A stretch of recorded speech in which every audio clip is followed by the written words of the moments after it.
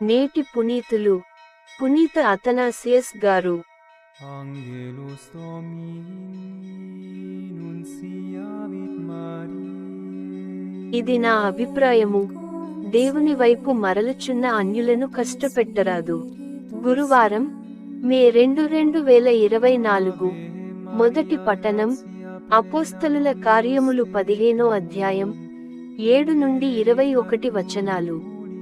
ఆ దినములలో పెద్ద చర్చ జరిగిన పిదప పేతురు నిలబడి, సోదరులారా, అన్యులు సువార్త సందేశమును విని విశ్వసించుటకు వారికి ప్రసంగించుటకై ఆరంభముననే దేవుడు నన్ను మీ నుండి ఎన్నుకొనెనని మీకు తెలియును.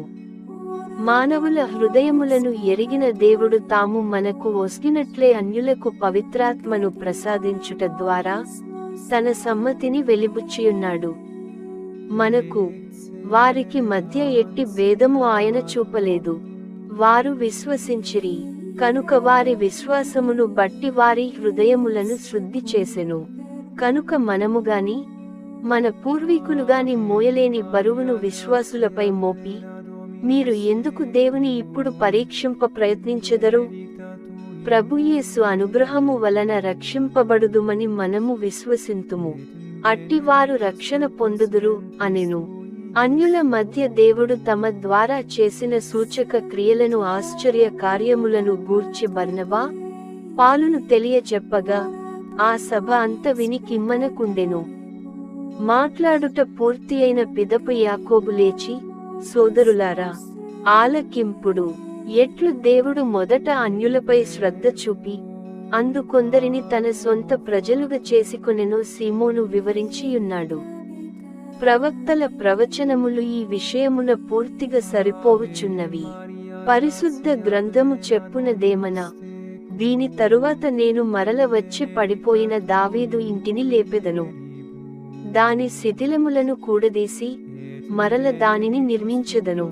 నేను నా సొంత ప్రజలయ్యుండుటకు పిలిచియున్న సమస్త జాతులు తదితర ప్రజలందరును ప్రభువును వెదకెదరు. ప్రారంభముననే దీనిని తెలియజేసిన ప్రభువు ఇట్లు చెప్పుచున్నాడు, ఇది నా అభిప్రాయము. కావున దేవుని వైపునకు మరలుచున్న అన్యులను కష్టపెట్టరాదు. దీనికి బదులు విగ్రహములకు అర్పింపబడుటచే అశుద్ధమగు ఎట్టి ఆహారమును భుజింపరాదని, జారత్వమునకు దూరముగా ఉండవలెనని, గొంతు పిసికి చంపిన ఏ జంతువును తినరాదని, రక్తమును త్రాగరాదని వారికి మనము వ్రాయవలెను.